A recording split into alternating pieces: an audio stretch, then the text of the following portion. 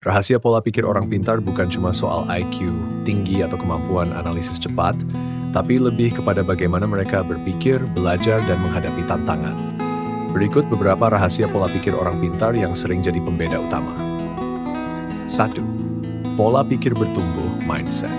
Orang pintar sejati percaya bahwa kemampuan bisa dikembangkan lewat usaha, belajar, dan pengalaman, bukan sesuatu yang bawaan sejak lahir. Mereka tidak takut salah, justru melihat kegagalan sebagai kesempatan belajar. Rasa ingin tahu yang tinggi. Mereka selalu penasaran dan bertanya kenapa atau bagaimana bisa. Mereka membaca, meneliti, menggali jawaban, bukan cuma menerima informasi begitu saja. Berpikir kritis dan terbuka. Mereka tidak cepat percaya dan selalu menganalisis informasi dari berbagai sudut. Mereka juga terbuka pada ide berbeda dan tidak terjebak ego untuk selalu merasa benar. 4. Sadar diri. Mereka mengenali kekuatan dan kelemahan diri sendiri. Ini membuat mereka lebih bijak dalam mengambil keputusan dan tahu kapan harus minta bantuan. 5. Fokus hasil. Alih-alih terobsesi bukan hasil, dan dengan hasil akhir, mereka menghargai proses belajar, kerja keras, dan ketekunan. 6. Manajemen emosi yang baik. Mereka tidak reaktif, bisa mengelola emosi, terutama saat menghadapi tekanan atau konflik, membuat mereka tetap tenang dan objektif. Konsistensi dan disiplin.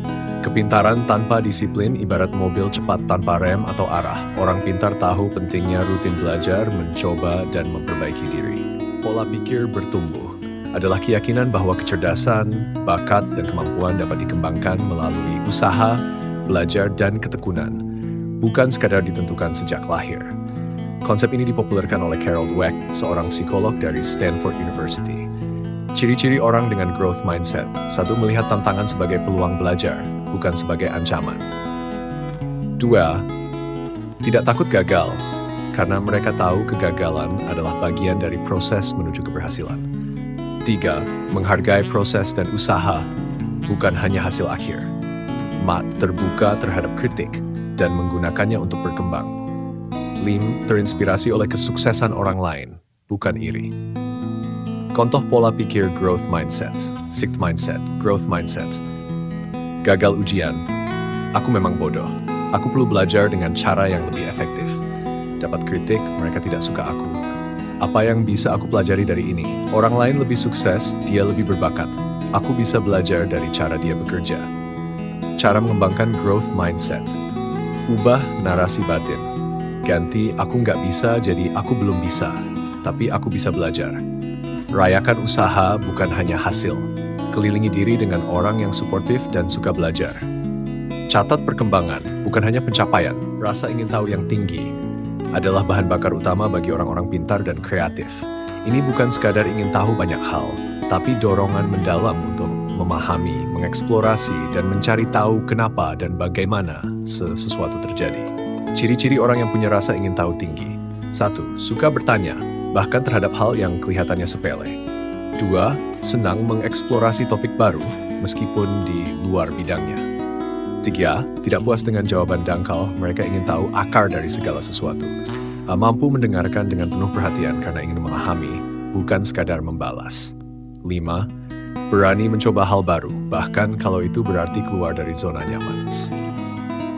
Mengapa rasa ingin tahu penting? Mempercepat pembelajaran, karena ingin tahu mereka belajar lebih dalam dan lebih cepat. Menumbuhkan kreativitas, menggabungkan informasi dari berbagai sumber menciptakan ide-ide baru. Membantu pemecahan masalah, orang yang penasaran akan menggali lebih banyak sudut pandang sebelum mengambil keputusan. Cara meningkatkan rasa ingin tahu.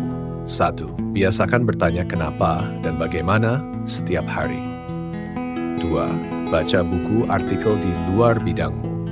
Kadang wawasan paling berguna datang dari arah yang tak terduga. 3. Catat pertanyaan acak yang muncul, lalu cari jawabannya, bisa lewat baca, nonton, atau tanya orang. 4. Berteman dengan orang yang suka berdiskusi dan berpikir terbuka. 5. Jauhi sikap merasa sudah tahu segalanya. Orang paling pintar sadar bahwa mereka masih banyak tidak tahu. Berpikir kritis dan terbuka adalah kemampuan untuk menilai informasi secara objektif, logis, dan tanpa prasangka, sambil terbuka terhadap sudut pandang dan ide baru. Ini adalah fondasi penting dalam membuat keputusan yang bijak, belajar efektif, dan menghindari manipulasi informasi. Apa itu berpikir kritis? Berpikir kritis adalah proses aktif menganalisis, mengevaluasi, dan menyintesis informasi sebelum menerima atau menolaknya. Bukan tentang jadi skeptis terhadap segalanya, tapi jadi bijak terhadap apa yang layak dipercaya. Ciri orang yang berpikir kritis dan terbuka, saat tidak langsung percaya pada informasi meskipun dari sumber terpercaya. 2. Suka bertanya, apakah ini masuk akal? Apa buktinya? Apakah ada sudut pandang lain? 3. Mampu membedakan opini, fakta, dan asumsi. 4. Terbuka menerima pendapat yang berbeda tanpa merasa diserang. 5. Mampu berubah pikiran jika mendapat bukti atau argumen yang lebih kuat. Musuh berpikir kritis. Bias konfirmasi, hanya mencari informasi yang mendukung pendapat sendiri, sikap merasa paling benar. Sumber informasi tunggal, menolak kritik secara emosional bukan rasional. Cara melatih berpikir kritis dan terbuka. 1. Tunda reaksi. Jangan langsung percaya atau menolak. Pikirkan dulu. 2. Ajukan 5 pertanyaan ini saat menerima informasi. Siapa yang menyampaikan ini? Apa buktinya? Adakah sudut pandang lain? Apakah ada konflik kepentingan? Bagaimana jika sebaliknya yang benar? Diskusi dengan orang yang tidak selalu setuju denganmu. 4. Baca dari berbagai sumber, bukan cuma yang kamu suka. 5. Berani berkata saya belum tahu atau saya bisa salah. Berikut ini adalah penjelasan lengkap dan ringkas mengenai berpikir kritis dan terbuka dalam konteks kian orang pintar. Berpikir kritis dan terbuka, kemampuan untuk menilai informasi secara objektif dan rasional sambil tetap menerima ide baru dengan pikiran terbuka. Orang pintar tidak asal menelan informasi, mereka bertanya, menganalisis, dan tidak takut mengubah pendapat jika ada bukti baru yang lebih kuat. Ciri-ciri pola pikir ini. 1. Skeptis sehat, bukan sinis.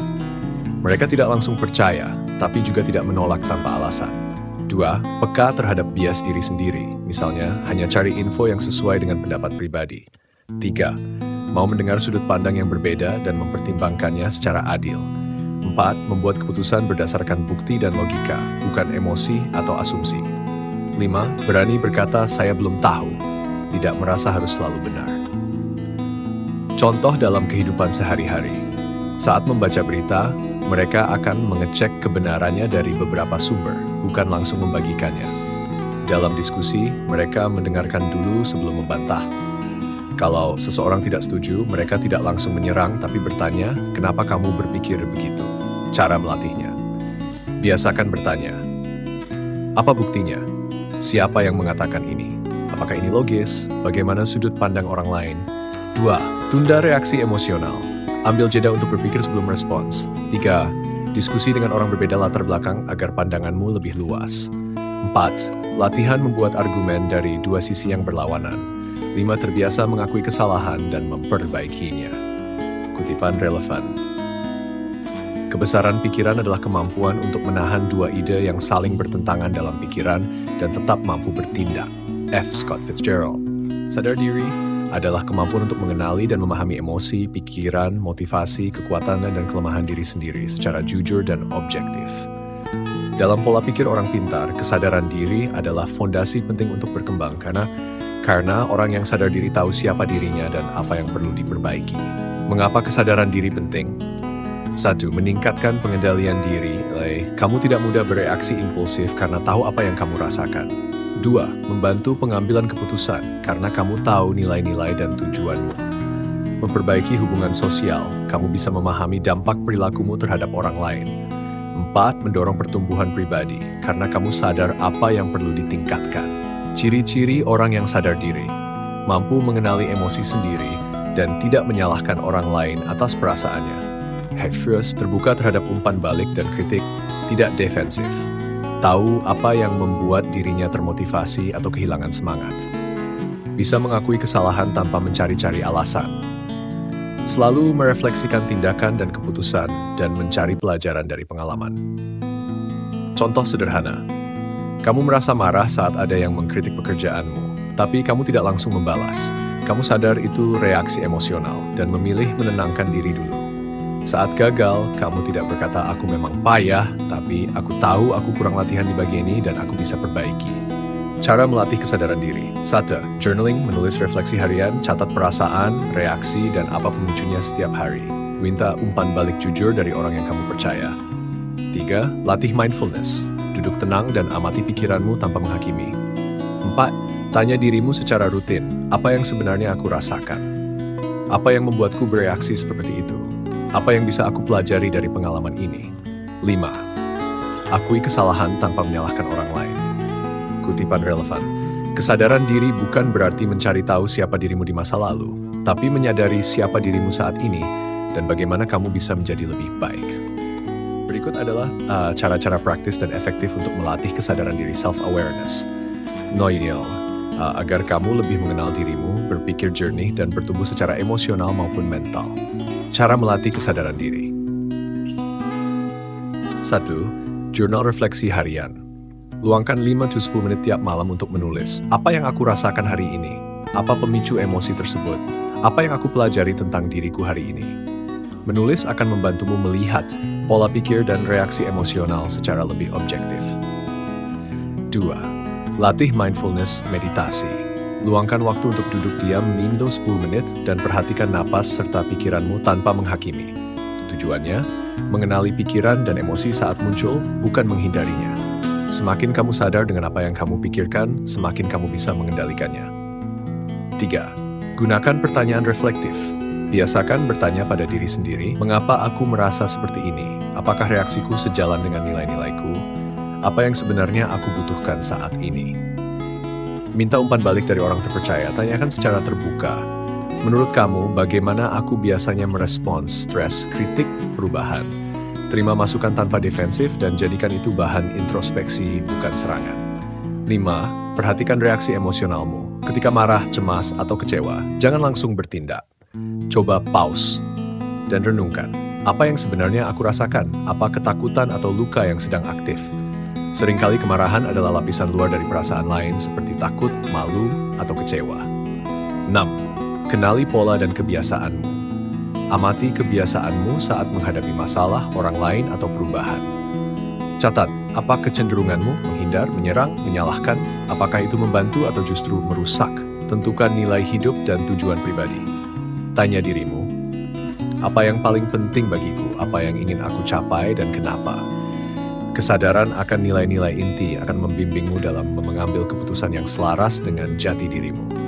Bonus, template jurnal refleksi sederhana. Jika kamu mau, aku bisa buatkan format seperti ini. Hari ini aku merasa, ya, emosi itu muncul karena reaksi spontan aku, refleksi setelah tenang, apa yang bisa aku pelajari atau ubah besok. Menulis jurnal refleksi harian adalah kebiasaan sederhana tapi sangat kuat untuk membangun kesadaran diri, kesehatan mental, dan pertumbuhan pribadi. Banyak orang sukses, termasuk ilmuwan, pemimpin, dan seniman, rutin melakukan ini sebagai bagian dari rutinitas harian mereka. Manfaat menulis jurnal refleksi harian. 1. Meningkat kesadaran diri. Menulis membuatmu lebih sadar atas perasaanmu hari itu, reaksi dan keputusan yang kamu ambil, pola perilaku yang berulang. Kalau kamu bisa menuliskannya, kamu bisa memahaminya. Amin. 2. Membantu mengelola emosi. Dengan menulis, kamu memproses emosi yang rumit, marah, kecewa, cemas secara sehat, bukan memendam atau meledakkannya. Menulis adalah katup tekanan emosi yang aman. 3. Meningkatkan fokus dan kejelasan pikiran. Refleksi tertulis membantumu menyaring hal penting dari hal remeh dan menemukan makna di balik kejadian sehari-hari. 4. Memperbaiki kebiasaan dan pola hidup. Dengan mencatat apa yang kamu lakukan dan rasakan setiap hari, kamu akan lebih cepat menyadari apa kebiasaan burukmu, apa pemicu stres, apa yang membuatmu semangat atau tenang. 5. Menumbuhkan rasa syukur dan optimisme. Kalau kamu menyisipkan sesi syukur dalam jurnalmu, misalnya 3 hal baik hari ini bisa melatih otak untuk fokus pada hal positif. 6. Menjadi ruang aman untuk jujur pada diri sendiri. Kamu bebas menulis apapun tanpa dihakimi. Ini bisa sangat menyembuhkan dan membuatmu merasa lebih ringan. 7. Membantu pengambilan keputusan. Melihat pola pikiranmu secara tertulis sering memberi perspektif baru, dan itu bisa membantu kamu membuat keputusan lebih bijak.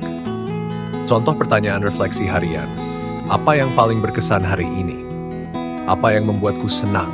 Apa yang membuatku kesal? Apa yang bisa aku lakukan lebih baik? Apa satu hal yang aku syukuri hari ini? Meningkatkan kesadaran diri adalah proses yang membutuhkan waktu, latihan, dan ketekunan.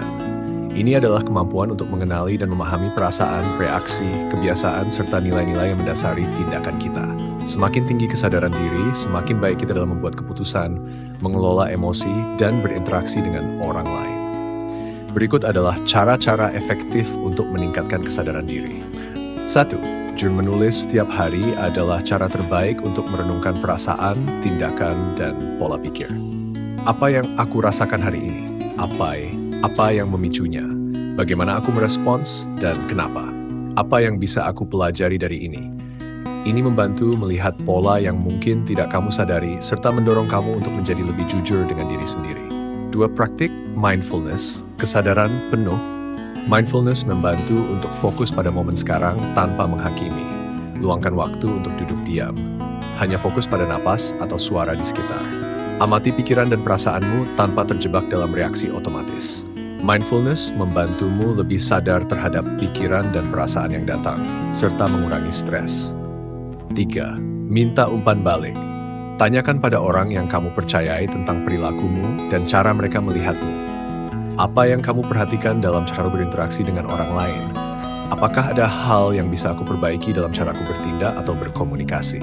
Umpan balik dari orang lain memberi perspektif yang mungkin kamu lewatkan. 4. Lakukan self-reflection mingguan. Setiap minggu, luangkan waktu untuk merenung lebih mendalam. Apa yang sudah aku capai minggu ini? Apa yang perlu aku tingkatkan? Apa yang membuatku merasa puas atau tidak puas? Dengan melihat secara mingguan, kamu bisa mengukur progres dan membuat penyesuaian bila perlu. 5. Kenali kekuatan dan kelemahanmu. Luangkan waktu untuk memikirkan apa yang kamu kuasai dan apa yang perlu diperbaiki. Apa yang membuatmu merasa percaya diri? Apa tantangan yang sering muncul? Memahami kekuatanmu membuatmu lebih percaya diri, sementara mengetahui kelemahanmu memberi ruang untuk perbaikan. 6. Praktikkan empati terhadap diri sendiri, belajar untuk memahami dan menerima perasaanmu tanpa menghakimi atau terlalu keras pada diri sendiri. Ketika merasa gagal atau kecewa, tanyakan, apa yang bisa aku pelajari dari ini? Berikan dirimu ruang untuk tumbuh tanpa merasa terbebani oleh kesalahan. Ini membantu kamu menerima dirimu sepenuhnya, tidak takut untuk berkembang. Ciptakan ruang untuk berhenti dan berpikir. Di tengah rutinitas yang sibuk, seringkali kita kehilangan kesempatan untuk berhenti dan berpikir. Beri dirimu waktu untuk merenung setiap hari atau beberapa kali dalam seminggu. Berhenti sejenak di tengah kegiatan dan perhatikan bagaimana perasaanmu saat itu. Momen-momen kecil ini memberi kesempatan untuk memperbaiki respons emosional atau pola perilaku yang kurang efektif. Meditasi atau teknik relaksasi lainnya. Meditasi bukan hanya untuk mengurangi stres, tetapi juga untuk meningkatkan kesadaran akan pikiran dan perasaan. Meditasi dapat membantumu mengenali pola berpikir negatif atau otomatis yang sering muncul dalam kehidupan sehari-hari. Teknik relaksasi juga dapat membantu memperbaiki kualitas tidur dan memperjelas pikiranmu. Tanya diri sendiri secara rutin, tanya pertanyaan reflektif pada diri sendiri sepanjang hari. Apa yang sebenarnya aku rasakan sekarang? Mengapa aku bereaksi seperti itu terhadap situasi ini? Apa yang aku inginkan dari situasi ini? Pertanyaan-pertanyaan ini membantu memperdalam pemahaman tentang motivasi, emosi, dan tindakanmu. 10. Baca buku atau ikuti kursus tentang pengembangan diri. Banyak buku dan kursus dapat memberikan wawasan tentang kesadaran diri dan cara meningkatkannya, seperti Emotional Intelligence oleh Daniel Goleman, The Power of Now oleh Eckhart Tolle. Membaca atau mengikuti kursus akan memberimu alat dan perspektif baru untuk lebih mengenal dirimu. Dengan melatih kesadaran diri, kamu akan lebih mudah mengenali perasaan, mengelola stres, dan membuat keputusan yang lebih bijaksana. Menjadi ruang aman untuk jujur pada diri sendiri adalah langkah penting dalam proses pengembangan diri dan kesadaran diri. Ini berarti menciptakan keadaan batin yang bebas dari rasa takut akan penghakiman, penolakan, atau rasa malu terhadap perasaan, kekurangan, atau kesalahanmu. Dengan begitu, kamu bisa benar-benar mengenal siapa dirimu tanpa perlu berpura-pura atau menutupi hal-hal yang tidak nyaman. Berikut adalah cara untuk menciptakan ruang aman ini, di mana kamu bisa jujur pada diri sendiri dan lebih bisa menerima dirimu secara utuh. 1. Penerimaan tanpa syarat. Jangan menghakimi diri sendiri. Ketika kamu merasakan emosi atau impuls yang tidak diinginkan, jangan langsung menganggapnya sebagai kelemahan. Terimalah perasaan tersebut dengan rasa penuh kasih sayang. Contoh, alih-alih berkata, aku terlalu emosional, itu salah. Cobalah mengatakan, aku merasa emosional saat ini dan itu wajar. Aku akan mencari cara untuk menghadapinya. 2. Berbicara dengan diri sendiri dengan lembut. Gantilah suara kritis dalam dirimu dengan suara yang lebih penuh pengertian dan dukungan. Hindari berkata pada dirimu, aku bodoh karena merasa ini. Sebagai gantinya, katakan, ini adalah perasaan manusiawi. Aku akan mencari cara untuk memperbaikinya. Self-compassion terhadap diri sendiri sangat membantu dalam menciptakan ruang aman untuk jujur. 3. Bertanya pada diri sendiri dengan keinginan untuk memahami. Saat merasa ragu atau bingung, ajukan pertanyaan dengan tujuan untuk memahami perasaan dan motivasimu, bukan untuk menghakimi. Contoh, alih-alih bertanya, kenapa aku begitu lemah? Tanya apa yang membuat aku merasa lemah, dan apa yang bisa aku lakukan untuk merasakannya dengan lebih baik. Pertanyaan terbuka. Ini memungkinkanmu untuk menemukan wawasan baru dan memberikan ruang untuk pemulihan. 4. Jujur dalam menyadari kelemahan dan kekuatan. Tidak ada yang sempurna, dan jujur pada dirimu sendiri berarti menerima kekuatanmu sekaligus kelemahanmu. Menerima kekurangan tidak berarti menyerah padanya, tetapi lebih kepada menghargai proses dan melihat kesempatan untuk berkembang. Menulis untuk menciptakan ruang aman. Menulis adalah cara yang sangat efektif untuk mengekspresikan perasaan tanpa rasa takut dihakimi. Cobalah menulis jurnal tanpa rencana atau tujuan tertentu. Biarkan pikiranmu mengalir bebas. Tuliskan apapun yang muncul, bahkan jika itu terasa tidak nyaman atau rawan. Ini memberi kamu ruang untuk mengekspresikan diri tanpa harus berusaha terlihat baik atau sempurna. 6. Menerima keterbatasan. Pahami bahwa sebagai manusia, kamu memiliki keterbatasan. Ini adalah bagian dari kehidupan, dan jujur pada diri sendiri termasuk menerima bahwa tidak semua hal bisa sempurna. Alih-alih menekan perasaan atau mencoba menghindari dari kenyataan yang sulit, cobalah untuk berdamai dengan apa yang tidak bisa kamu kontrol dan temukan cara untuk berkembang. Berhenti membandingkan diri dengan orang lain. Salah satu hambatan terbesar untuk jujur pada diri sendiri adalah kecenderungan untuk membandingkan diri dengan orang lain.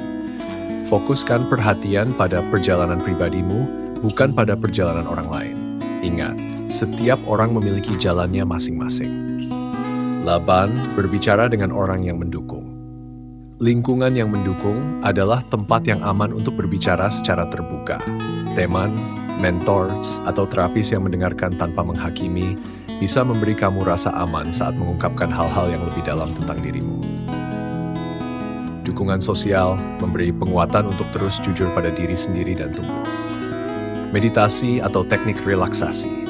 Meditasi atau latihan pernapasan membantu menenangkan pikiran dan membuka ruang dalam diri untuk mendengarkan perasaan dan pikiran dengan lebih jelas. Ini memberi ketenangan dalam menghadapi perasaan sulit atau konflik internal. 10. Beri waktu untuk diri sendiri. Kadang kita terjebak dalam rutinitas dan kesibukan sehingga tidak memberi diri waktu untuk meresapi perasaan dan refleksi diri. Luangkan waktu untuk duduk sendirian, merenung, dan mengumpulkan kembali pikiran dan perasaanmu tanpa gangguan. Latihan 5 menit. Cobalah latihan singkat ini untuk menciptakan ruang aman dalam dirimu. 1. Cari tempat yang tenang dan duduk nyaman. 2. Tutup mata, tarik napas dalam-dalam, dan beri izin pada dirimu untuk merasa apapun yang datang. 3. Afirmasi. Aku menerima diriku sepenuhnya dengan segala kekuatan dan kelemahanku. 4. Tanyakan pada diri sendiri, apa yang benar-benar aku rasakan sekarang, dan izinkan jawaban itu muncul tanpa tekanan. Ini membantu menurunkan stres dan meningkatkan koneksi dengan diri sendiri. Dengan menciptakan ruang aman untuk jujur pada diri sendiri, kamu memberi kesempatan untuk berkembang, memperbaiki, dan merasa lebih bebas dalam menjadi diri sendiri. Semakin kamu bisa menerima dan memahami diri tanpa rasa takut, semakin besar potensi pertumbuhan yang akan kamu alami. Penerimaan tanpa syarat expense adalah konsep yang mengacu pada sikap menerima diri sendiri atau orang lain dengan sepenuh hati tanpa syarat atau persyaratan tertentu. Ini berarti menerima segala aspek dari diri atau orang lain, baik kekuatan maupun kelemahan, tanpa menghakimi makna perubahan atau merasa perlu untuk memperbaiki segala sesuatu. Konsep utama penerimaan tanpa syarat. 1. Tanpa penghakiman. Penerimaan tanpa syarat berarti kamu menerima diri sendiri atau orang lain apa adanya, tanpa mengevaluasi atau mengkritik berdasarkan standar tertentu. Kamu tidak menghakimi atau merasa bahwa sesuatu harus berbeda agar layak diterima. 2. Menerima kekurangan dan kelemahan. Ini termasuk menerima sisi-sisi diri yang mungkin tidak sempurna atau tidak sesuai dengan harapan. Alih-alih berfokus pada kekurangan atau kesalahan, penerimaan tanpa syarat melihatnya sebagai bagian dari siapa kita yang dapat diperbaiki atau diterima dengan penuh kasih.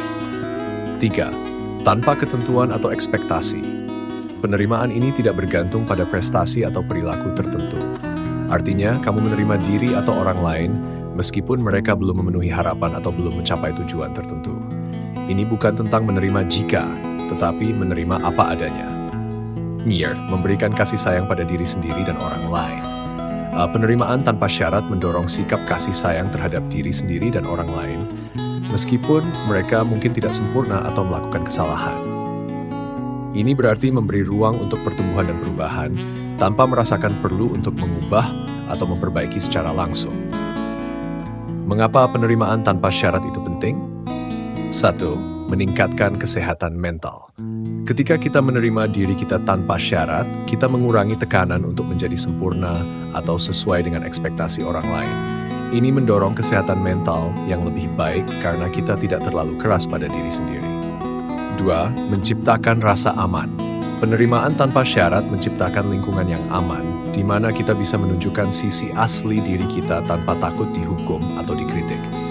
Ini sangat penting dalam hubungan interpersonal dan dalam pengembangan pribadi. 3. Mendukung pertumbuhan dan perubahan. Tanpa penilaian atau rasa malu, kita lebih mampu berkembang. Ketika kita menerima kekurangan dan kesalahan kita dengan kasih, kita lebih terbuka untuk belajar dan berusaha menjadi lebih baik tanpa rasa takut gagal. 4. Membantu membangun hubungan yang sehat. Dalam hubungan, baik itu persahabatan, keluarga, atau hubungan romantis, penerimaan tanpa syarat menciptakan ikatan yang lebih kuat dan lebih sehat. Ketika seseorang merasa diterima tanpa syarat, mereka lebih cenderung untuk membuka diri, berbagi perasaan, dan tumbuh bersama. Penerimaan tanpa syarat dalam praktik. Menyadari bahwa kamu tidak harus sempurna untuk layak dicintai atau diterima. Ini berarti tidak terlalu keras pada diri sendiri saat melakukan kesalahan, tetapi belajar dari pengalaman tersebut tanpa menyalahkan diri sendiri. Contoh, aku merasa kecewa karena gagal, tapi aku tahu aku tetap berharga meskipun belum mencapai tujuanku. Pada orang lain, penerimaan tanpa syarat pada orang lain berarti menerima mereka dengan segala kekurangan dan kelebihan mereka. Kamu tidak memaksakan orang lain untuk berubah sesuai dengan harapanmu, dan kamu menerima mereka dengan penuh kasih meskipun mereka tidak selalu sesuai dengan standar tertentu. Contoh, meskipun tidak selalu tepat, aku tetap menerima dan menghargai dia sebagai pribadi yang utuh. Praktik untuk menerima tanpa syarat. 1. Berbicara dengan diri sendiri dengan penuh kasih. Gantilah kritik keras dengan afirmasi yang positif dan penuh kasih, seperti, aku cukup baik apa adanya. 2. Berhenti membandingkan, fokus pada dirimu sendiri dan terima dirimu sepenuhnya, tanpa membandingkan dengan orang lain. 3. Penerimaan ketidaksempurnaan. Sadari bahwa ketidaksempurnaan adalah bagian alami dari kehidupan dan pertumbuhan. Menerima ketidaksempurnaan diri adalah langkah pertama untuk bisa berkembang lebih baik. 4. Mengasihi diri sendiri. Perlakukan dirimu dengan kasih sayang yang sama seperti kamu memperlakukan teman terdekat atau orang yang kamu cintai. Jangan ragu untuk memberi penghargaan atas usaha dan pencapaianmu, meskipun kecil. Kesimpulan, penerimaan tanpa syarat adalah landasan untuk menciptakan kedamaian batin dan hubungan yang sehat. Ini adalah sikap menerima segala hal dalam diri kita dan orang lain dengan penuh kasih dan pengertian, tanpa syarat atau ekspektasi yang memberatkan. Dengan menerima diri kita apa adanya, kita dapat menemukan kebahagiaan yang lebih dalam dan perkembangan yang lebih bermakna. Menerima kekurangan dan kelemahan adalah bagian penting dari proses pengembangan diri dan peningkatan kesadaran diri. Banyak orang merasa cemas atau malu tentang kelemahan mereka. Namun, menerima kekurangan adalah langkah pertama untuk tumbuh belajar, dan menjadi lebih baik. Dengan menerima kekurangan dan kelemahan kita, kita membuka pintu untuk perubahan positif dan pengembangan diri. Berikut adalah cara-cara untuk menerima kekurangan dan kelemahan. Pahami bahwa tidak ada yang sempurna. Kekurangan adalah bagian dari manusia. Setiap orang memiliki area yang bisa diperbaiki dan kita semua memiliki kelemahan. Menyadari bahwa kesempurnaan bukanlah tujuan hidup, membantu kita menerima kenyataan bahwa kita tidak perlu sempurna untuk diterima atau bahagia. Aku menerima diriku dengan segala kekuatan dan kelemahanku, karena aku manusia yang sedang belajar dan berkembang. 2. Ubahlah perspektif tentang kekurangan. Alih-alih melihat kelemahan sebagai kekurangan yang harus dihindari atau disembunyikan, cobalah melihatnya sebagai kesempatan untuk belajar dan tumbuh. Misalnya, jika kamu merasa kurang dalam keterampilan tertentu, anggap itu sebagai peluang untuk berkembang dan memperbaiki diri, bukan sebagai hal yang memalukan. Framing wahan ini bukanlah penghalang, tapi peluang untuk menjadi lebih baik. Berhenti membandingkan diri dengan orang lain. Salah satu hambatan terbesar dalam menerima kekurangan adalah membandingkan diri dengan orang lain. Setiap orang memiliki jalannya sendiri, dengan tantangan dan kelebihan masing-masing. Fokuskan pada perjalanan pribadimu, dan terima bahwa setiap orang bergerak pada kecepatan yang berbeda. Afirmasi, aku hanya bertanggung jawab untuk diriku sendiri, bukan untuk membandingkan diriku dengan orang lain. 4. Terapkan self-compassion, kasih sayang terhadap diri sendiri. Perlakukan dirimu dengan kasih sayang yang sama seperti kamu akan memperlakukan teman baikmu yang sedang berjuang. Jangan terlalu keras pada diri sendiri ketika kamu mengalami kegagalan atau kekurangan. Cobalah untuk berkata pada dirimu, aku manusia dan wajar memiliki kelemahan. Aku akan belajar dan berkembang dari sini. Praktik self-compassion. Setiap kali kamu merasa kecewa atau marah pada diri sendiri karena kekuranganmu, ingatkan dirimu bahwa gagalan adalah bagian dari proses belajar. Fokus pada proses, bukan hanya hasil. Proses pembelajaran dan pertumbuhan adalah hal yang jauh lebih penting daripada hasil akhir. Ketika kamu mengakui kekurangan, kamu memberi ruang untuk proses perbaikan dan pendekatan yang lebih sabar. Alih-alih mengutamakan pencapaian, belajarlah untuk menghargai usaha yang kamu lakukan untuk memperbaiki kelemahan tersebut. Afirmasi, setiap langkah kecil yang aku ambil untuk berkembang adalah kemajuan yang berharga. 6. Beri waktu untuk diri sendiri. Menerima kelemahan seringkali membutuhkan waktu dan kesabaran. Jangan terburu-buru untuk mengubah segala sesuatu dalam diri kamu. Terimalah bahwa perubahan itu perlahan dan bertahap. Luangkan waktu untuk merenung dan memberi ruang bagi dirimu untuk menerima kekurangan dengan damai. Setiap kali kamu merasa frustrasi dengan kekuranganmu, beri diri waktu untuk berhenti sejenak dan menarik napas dalam-dalam. Jadikan kekurangan sebagai arah untuk pertumbuhan. Lihat kekuranganmu sebagai alat untuk menetapkan tujuan yang lebih realistis. Jika kamu merasa tidak terorganisir, misalnya, jadikan itu sebagai motivasi untuk memperbaiki manajemen waktu dan organisasi diri. Langkah praktis. Tulis rencana untuk mengatasi kelemahan tersebut dan buat langkah-langkah kecil yang bisa diambil untuk berkembang di area tersebut. Belajar dari. Setiap kelemahan atau kekurangan yang kamu temui dalam dirimu adalah pelajaran berharga. Jika kamu merasa kurang percaya diri dalam suatu hal, misalnya, lihat itu sebagai peluang untuk meningkatkan keterampilan atau kepercayaan diri. Tanya diri sendiri, apa yang bisa aku pelajari dari kelemahan ini? Bagaimana aku bisa tumbuh lebih baik dari sini? 9. Bicara dengan orang terpercaya. Kadang-kadang berbicara dengan teman dekat atau mentor tentang kelemahan kita dapat memberikan perspektif baru dan membuat kita merasa lebih diterima dan dimengerti. Mereka bisa membantu kita melihat bahwa kekurangan kita bukanlah hal yang memalukan atau menghalangi kita untuk berkembang. Umpan balik positif, mendapatkan dukungan dari orang lain yang menghargai perjuanganmu dapat membantu mengurangi perasaan negatif terhadap kelemahanmu. Jangan takut mengakui kekurangan. Terkadang kita merasa malu mengakui kekurangan kita, baik kepada diri sendiri atau orang lain. Namun, mengakui kekurangan itu adalah langkah pertama untuk menerima diri sendiri. Ingat bahwa mengakui kelemahan tidak membuatmu lebih lemah. Sebaliknya, itu menunjukkan bahwa kamu sadar diri dan siap untuk berkembang. Aku bisa mengakui kekuranganku tanpa merasa kurang berharga. Inilah bagian dari proses. Ini adalah bagian dari proses. Kesimpulan. Menerima kekurangan dan kelemahan bukanlah tentang menyerah atau merasa pasrah. Ini adalah tentang menghargai diri sendiri, mengakui adanya peluang untuk berkembang, dan memberikan kasih sayang pada diri kita meskipun kita tidak sempurna. Dengan menerima kekurangan, kita membuka jalan untuk pertumbuhan pribadi yang lebih sehat dan produktif. Mengakui kekurangan bisa menjadi hal yang sulit, terutama karena sering kali kita merasa takut dihakimi atau merasa kurang berharga. Namun, mengakui kekurangan adalah langkah penting dalam pengembangan diri dan penerimaan diri. Berikut adalah beberapa cara untuk membantu kamu agar tidak takut mengakui kekurangan. 1. Ubah pandangan tentang kekurangan.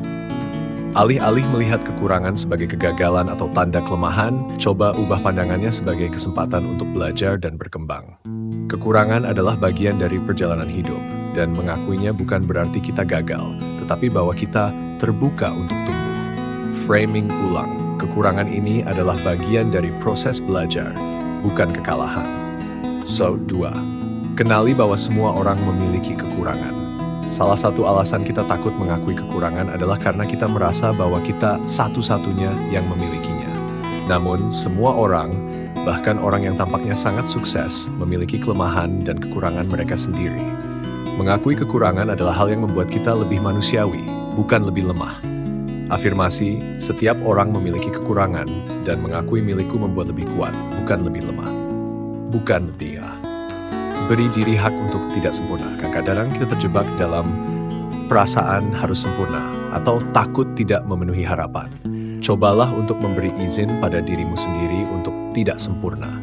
Setiap orang memiliki kekurangan, dan itu tidak mengurangi nilai kita sebagai pribadi.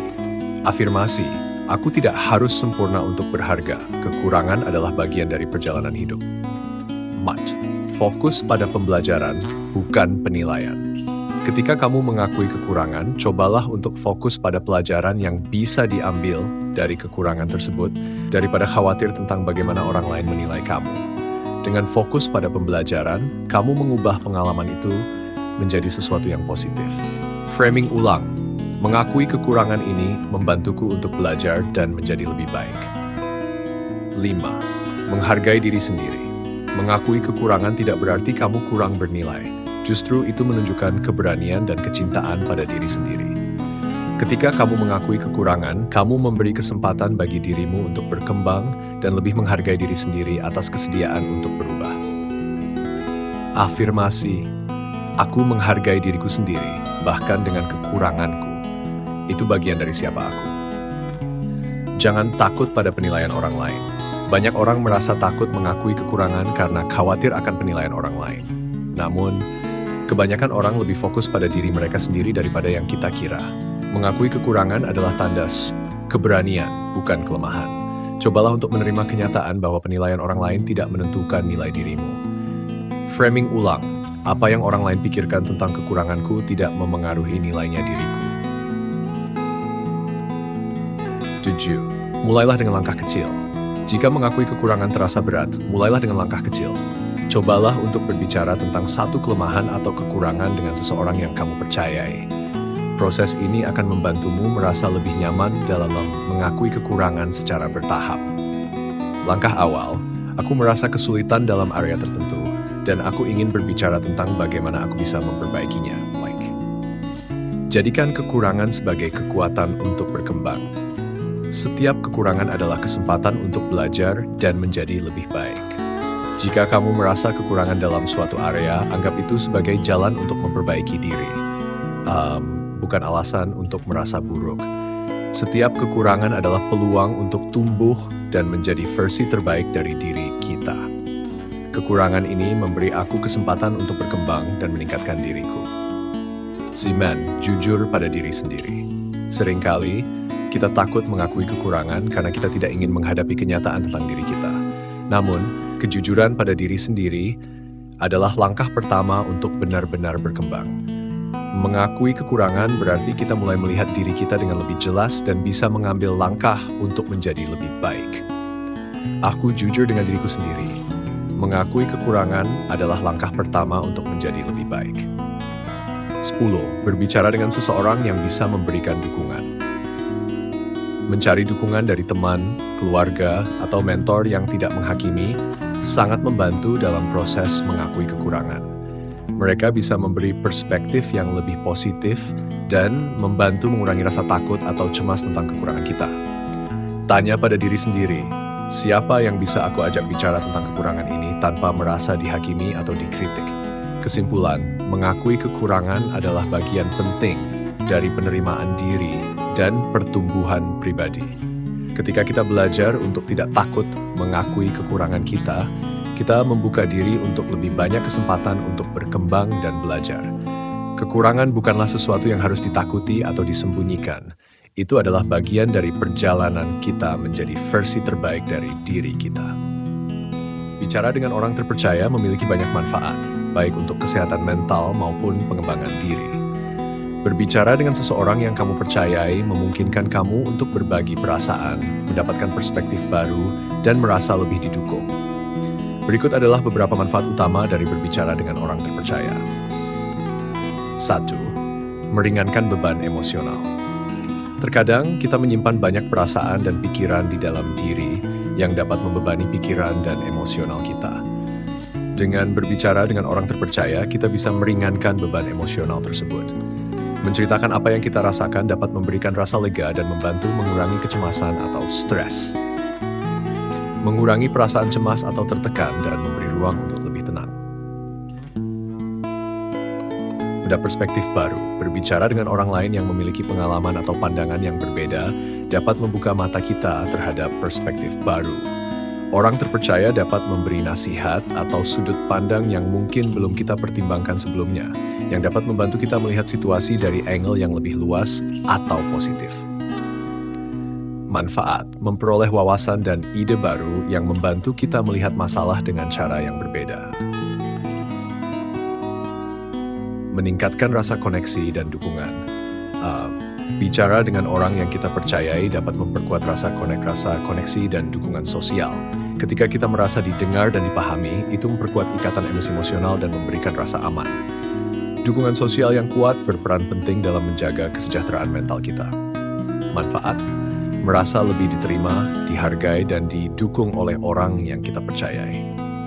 Meningkatkan kepercayaan diri. Saat kita berbicara dengan seseorang yang memberi kita umpan balik yang positif dan mendukung, itu dapat meningkatkan kepercayaan diri kita. Ketika kita mendapatkan pengakuan atau apresiasi dari orang lain, kita cenderung merasa lebih baik tentang diri kita sendiri dan kemampuan kita untuk mengatasi tantangan. Manfaat, meningkatkan rasa percaya diri dengan mendapatkan dukungan emosional dan penguatan positif. Menyelesaikan konflik atau masalah. Seringkali berbicara dengan orang terpercaya bisa membantu kita menyelesaikan konflik atau masalah pribadi. Mereka mungkin memberikan perspektif yang objektif dan membantu kita menemukan solusi yang lebih baik atau pendekatan yang lebih efektif dalam menangani masalah. Manfaat, menyelesaikan konflik atau menemukan solusi atas masalah yang sedang dihadapi. 6. Meningkatkan kesehatan mental. Berbicara dengan orang yang kita percayai membantu kita untuk memproses perasaan, mengelola stres, dan mengurangi kecemasan. Itu memberi kita kesempatan untuk mendapatkan dukungan emosional yang bisa memperbaiki kesejahteraan mental kita, serta meningkatkan rasa kontrol atas situasi yang sulit. Manfaat, mengurangi perasaan terisolasi dan meningkatkan kesehatan mental secara keseluruhan. Membantu mengidentifikasi pola negatif. Ketika kita berbicara dengan seseorang yang objektif dan terpercaya, mereka dapat membantu kita melihat pola-pola negatif dalam perilaku atau cara berpikir kita. Ini bisa sangat berguna dalam mengidentifikasi kebiasaan buruk yang tidak kita sadari dan memberi kita kesempatan untuk berubah atau memperbaikinya. Manfaat, membantu mengenali kebiasaan negatif dan mendorong perubahan positif.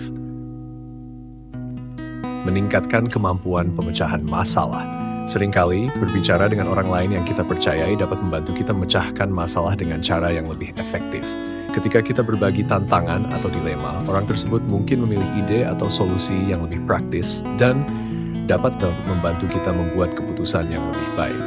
Manfaat: mendapatkan ide atau solusi yang lebih kreatif dan efektif untuk mengatasi masalah. Meningkatkan kemampuan menghadapi stres. Berbicara dengan orang terpercaya bisa menjadi cara yang baik untuk mengatasi stres dan tantangan emosional. Orang tersebut dapat memberi kita perspektif yang menenangkan, atau hanya dengan mendengarkan, mereka membantu kita untuk merasa lebih terkendali dan mampu menghadapinya. Manfaat: mengurangi tingkat stres dan meningkatkan kemampuan untuk tetap tenang dalam situasi sulit. Meningkatkan rasa terima kasih dan empati. Bicara dengan orang yang kita percayai seringkali juga membuka kesempatan untuk menunjukkan rasa terima kasih dan empati terhadap orang lain. Ketika kita merasa dihargai dan didukung, kita lebih cenderung untuk memberikan dukungan balik dan mempererat hubungan kita dengan orang tersebut. Manfaat: meningkatkan empati dan memperdalam hubungan dengan orang yang kita percayai. Kesimpulan, berbicara dengan orang terpercaya adalah cara yang efektif untuk mendapatkan dukungan emosional, menyelesaikan masalah, dan meningkatkan kesejahteraan mental. Itu memberi kita ruang untuk berbagi perasaan, mendapatkan perspektif baru, dan memperkuat hubungan interpersonal yang sehat.